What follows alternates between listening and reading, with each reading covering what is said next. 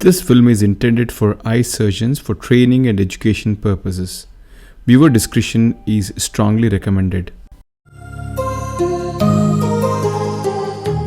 Hi, he is an 80-year-old gentleman who has this calcified capsule, or rather a fibrotic capsule. Along with that, we have pseudoexfoliation and a moderately dilating pupil.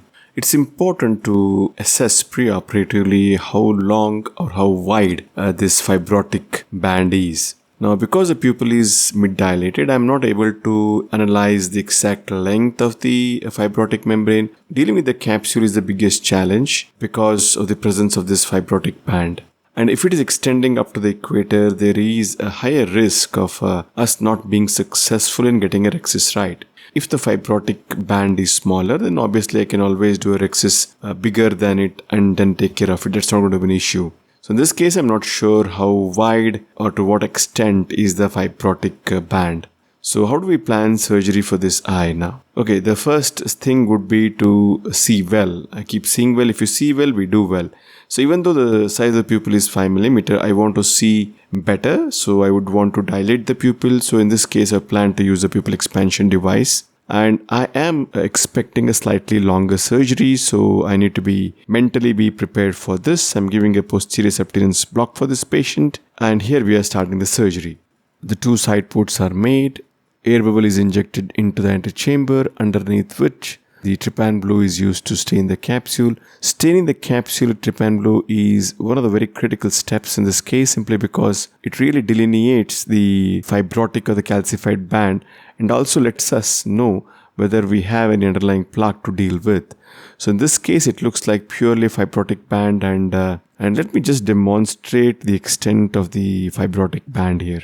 So it's extending all the way beyond the pupil on either side. So it is going to be a tough case. And as I can see, there is no underlying plaque for me to remove. So if the plaque is there, then I would have done a different technique. So in this case, I need to get rid of this fibrotic band. Using a vitrector is a good option, but let me see how this turns out. Main incision is created. So the first thing we need to do is to see well, and here I'm consciously using a Gupta device instead of a BX ring simply because I wanted more dilatation. This device is much more bulkier than our BX device, which is very elegant and small, but here the purpose was to have a very wide dilatation, hence this is the device of my choice, and now we have got an excellent visualization. Under the cover of OVD, I am using new 26G bent needle, which is very sharp, to puncture the capsule and create a cleavage for me to then raise the flap and try to create a small rhexis.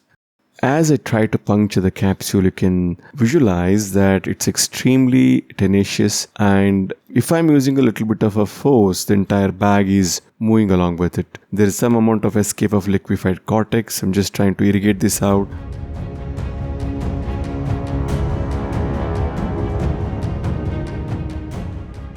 I'm using a blunt cannula just to try and go under the subcapsular region and try to see if I can dissect it out. I'm finding it extremely difficult to go in with a single instrument, so I'm using a micro forceps in my left hand, and I'm using the 26 number needle, the cutting edge of the needle, to cut across this fibrotic capsule. So the lateral edge of the needle is quite sharp enough, and that is what I'm trying to use to cut this fibrotic capsule.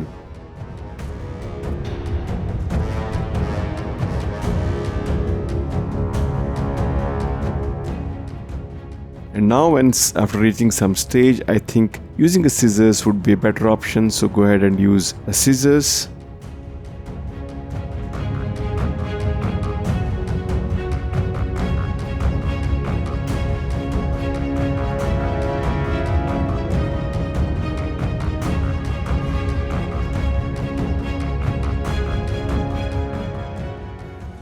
So now we have an irregularly torn capsulotomy opening. I'm just trying to use a blunt cannula to ensure that there is no corticocapsular adhesions. At the same time, I'm going to move the nucleus and see whether the nucleus is freely mobile. Mind you, I'm not doing any hydrodissection here. I'm using the Haldipuka forceps to hold the flap and then try to enlarge this capsulotomy to a reasonable extent so that it can be easier for me to emulsify the nucleus. A nick is again given by the micro scissors, and using a micro forceps, the capsule flap is held and gently torn.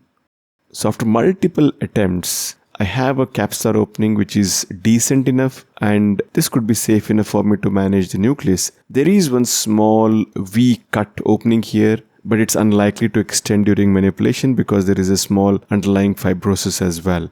So I need to be watchful at this end, but nevertheless, I am not overtly concerned about this. Time to emulsify the nucleus. See, the toughest part in the case was dealing with the anti-capsule. Once the capsule is done, I think the rest of the surgery is relatively simple. The cataract is softer, it's not hard at all. I'm just going to do a small central pit and then hold it and then chop into multiple fragments.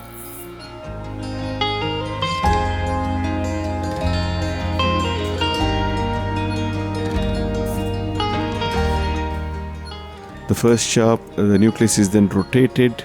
The second chop,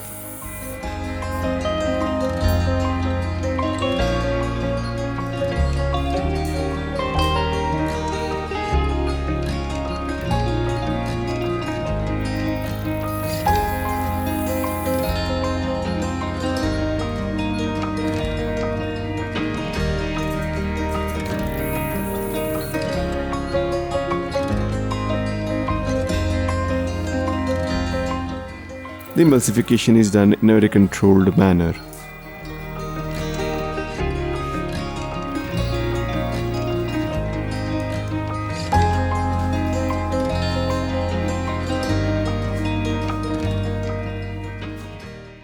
Cortex is then aspirated.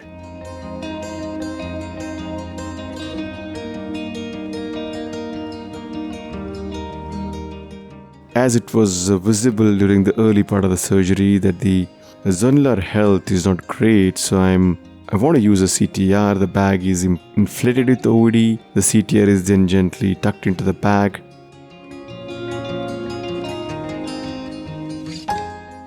The planned intraocular lens is maneuvered in.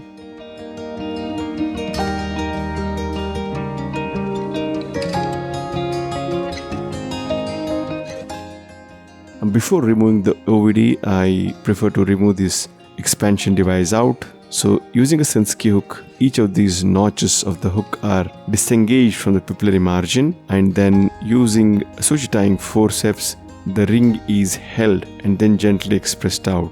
So when doing this, because the ring is biplanar, it's likely that it's going to get engaged in the wound or the iris. So using a second instrument like the iris repositor to depress the floor of the incision down is a good trick to pull this ring out.